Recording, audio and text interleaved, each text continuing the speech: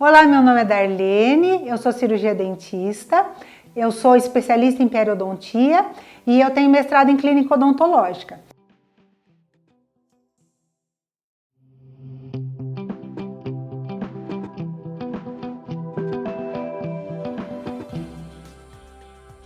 O objetivo do vídeo de hoje é mostrar para vocês um caso clínico em que houve a fratura do dente 14, o primeiro premolar superior. O mês de junho, o mês de julho, são meses bastante conhecidos pelas festas juninas, que depois se estendem para as festas julinas também. E nessa época a gente gosta muito de comer aquela comida típica, pipoca, gosta de comer um pé de moleque, gosta de comer aqueles doces típicos, paçoquinhas. E eu estava de férias e a paciente me telefonou, dizendo que imaginava que o dente dela havia soltado e que ela precisava de um atendimento. Então eu agendei, fui até o consultório. Chegando lá, ela me contou que tinha comido pé de moleque. Mas quando radiografamos a paciente e também fazendo a análise clínica, nós percebemos que havia uma fratura radicular e, consequentemente, a perda da coroa.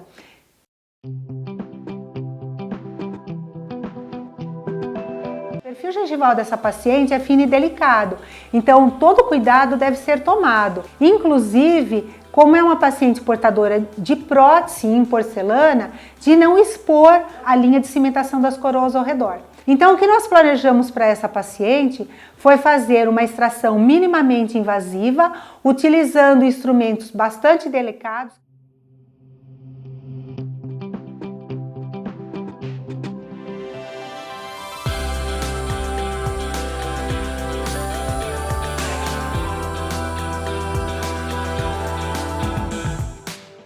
Então, o planejamento para esse caso foi fazer a extração do remanescente radicular, fazer a instalação de um implante no mesmo tempo cirúrgico, colocar uma barreira Boni Hill com o objetivo de regenerar os tecidos ao redor para que não houvesse uma perda nem de tecido gengival e nem de tecido ósseo, e também colocar um implante para recuperar a estética da paciente no mesmo tempo clínico.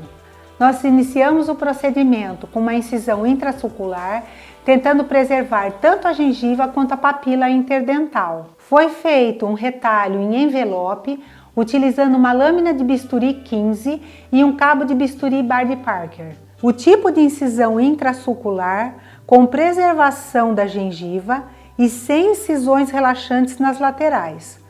Usamos um descolador de periósteo para rebater o tecido, a fim de melhorar a visibilidade e com bastante cuidado para não causar danos ao tecido gengival. O retalho permitiu a identificação e a limpeza completa do defeito ósseo existente. O retalho tipo envelope é um retalho que ele permite o mínimo de cicatriz possível na mucosa oral. E esse é o nosso objetivo nesse tipo de procedimento, não deixar cicatrizes no paciente. Nessa foto, nós podemos observar como a gente utiliza o periótomo. O objetivo do periótomo é promover o rompimento do ligamento periodontal e assim fazer com que facilmente a raiz fraturada possa ser removida do alvéolo. Após esse procedimento, quando a gente sente que a raiz se soltou, eu utilizei um fórceps, no caso 151, apenas para puxar a raiz que já estava totalmente solta do alvéolo, fazendo com que essa extração fosse nada traumática, preservando todo o tecido ósseo possível remanescente ao redor daquele fragmento radicular.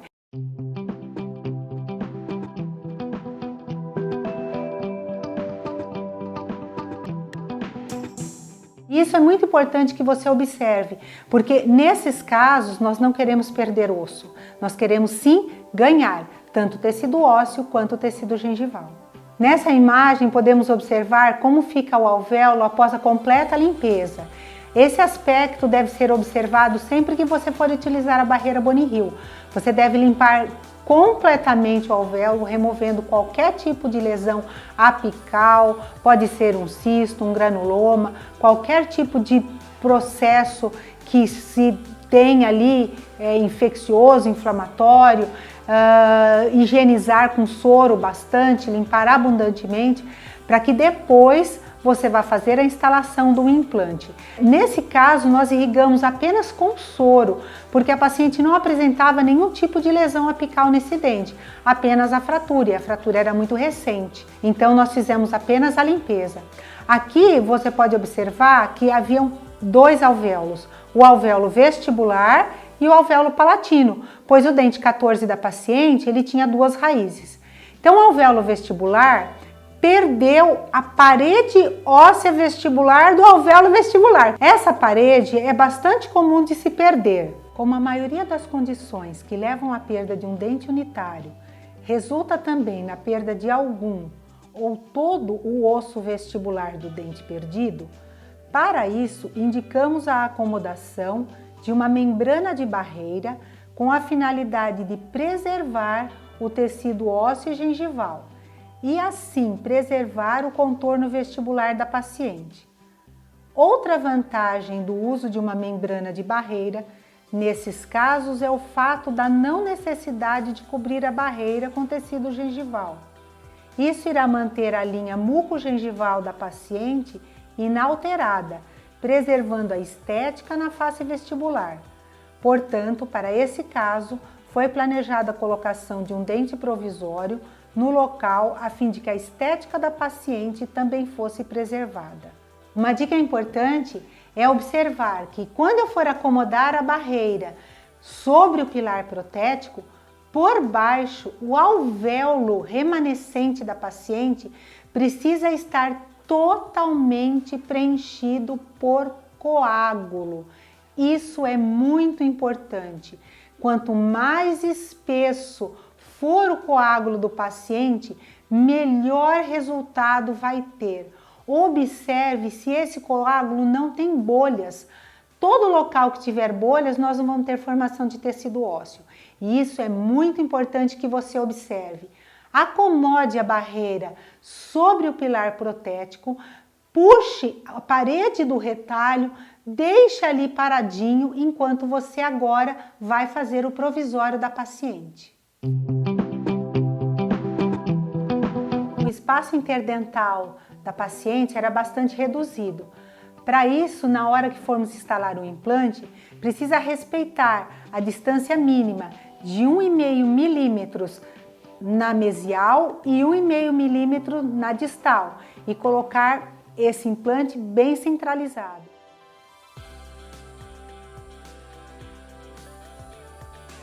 Esse implante nós optamos em utilizar o alvéolo palatino da paciente.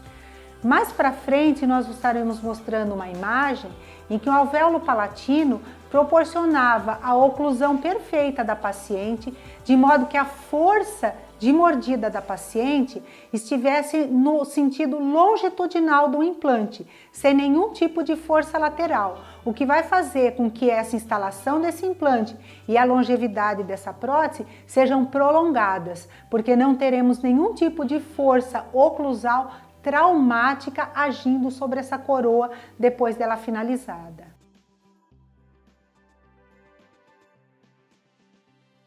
Idealmente, a quantidade de largura óssea ela deve ser 2 milímetros maior do que o implante, respeitando 1 milímetro de espessura mínima na palatina e 1 milímetro de espessura mínima na vestibular, e 2 milímetros abaixo da junção semente-esmalte. A utilização da barreira Boni Hill, ela vem duplamente embalada. Geralmente a gente trabalha com auxiliar e você vai pedir para que a sua auxiliar abra a embalagem e jogue para você dentro do teu campo estéreo, dentro do teu campo cirúrgico, apenas a segunda embalagem. Nesta imagem você pode observar a auxiliar abrindo a primeira embalagem da barreira. Logo em seguida, ela joga a segunda embalagem. Nesta embalagem que o cirurgião dentista então vai pegar uma pinça e vai puxar a barreira de dentro da embalagem. A barreira, ela vem enrolada para facilitar a utilização dela e ela é de um tamanho bastante grande. Ela pode ser utilizada em mais de uma extração, só se você for utilizar para o mesmo paciente que tiver várias extrações para serem feitas. A parte de dentro da barreira, que ela está enrolada, que essa parte ela vai ficar em contato com o alvéolo. Então aqui eu vou recortar um pequeno pedaço da barreira. Eu corto primeiro um quadradinho dela e na parte lateral eu faço um estreitamento dela. E agora é a dica que vale ouro para este vídeo. Como nós planejamos colocar um dente provisório para a paciente, aonde nós vamos fixar essa barreira nesse momento? Então agora vai a dica. Nós vamos utilizar sobre o pilar protético. Nós não vamos utilizar a barreira fixa no implante, porque ali nós vamos ganhar a altura necessária para que eu tenha espaço para que possa ocorrer a regeneração do tecido ósseo.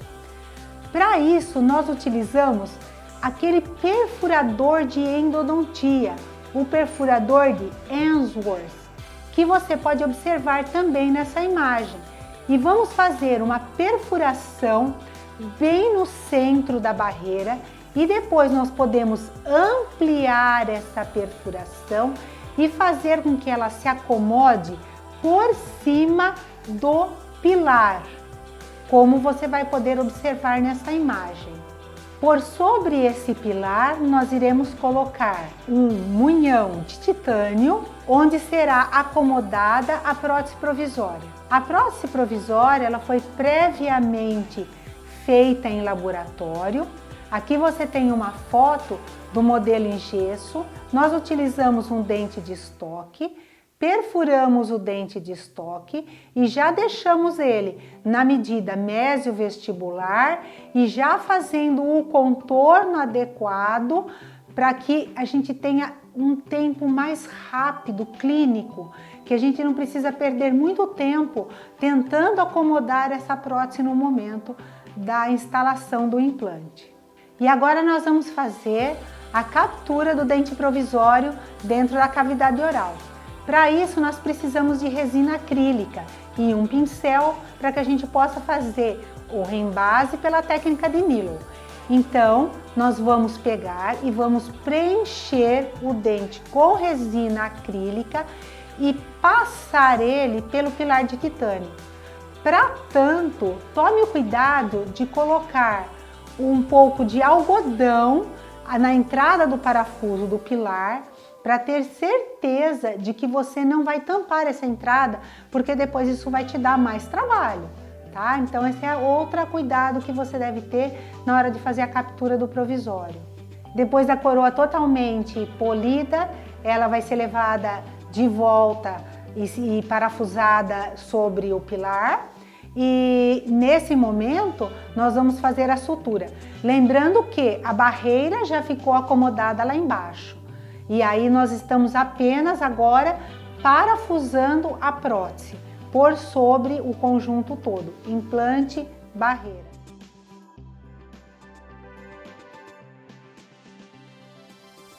A sutura eu começo fazendo pelo retalho vestibular. Eu coloco a agulha na parte interna do retalho vestibular e venho puxando ela de dentro para fora.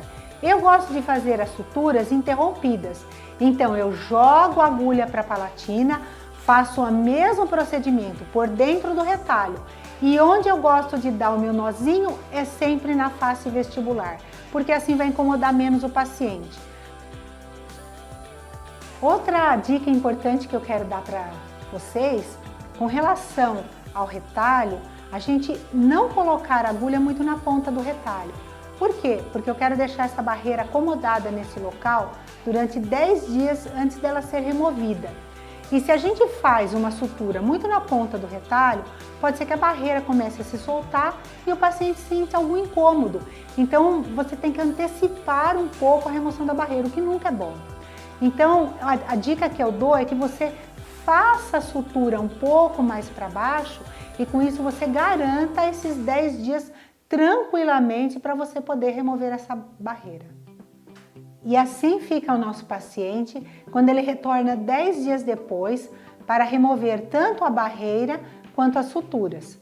Aqui você pode observar como fica do lado vestibular. E aqui você pode observar como fica do lado palatino. Primeiramente, nós removemos as suturas, que aqui foi utilizado um fio de seda. Depois, com o auxílio de uma tesoura, nós vamos fazer um corte na barreira e ela será facilmente removida. Não existe necessidade de anestesia para esse procedimento. No máximo, quando às vezes o paciente apresenta uma sensibilidade maior, nós sabemos, pacientes com sensibilidade maior, paciente com sensibilidade menor, eu uso um pouco de pré-anestésico, para que o paciente não sinta nenhum tipo de desconforto. Nesse momento também pode acontecer um pouquinho de sangramento, o que é absolutamente normal. Isso depende de paciente para paciente. Paciente que sangra com mais facilidade, paciente que sangra com menos facilidade. Aqui vocês podem observar nesta imagem como ficou a gengiva logo após a remoção da barreira.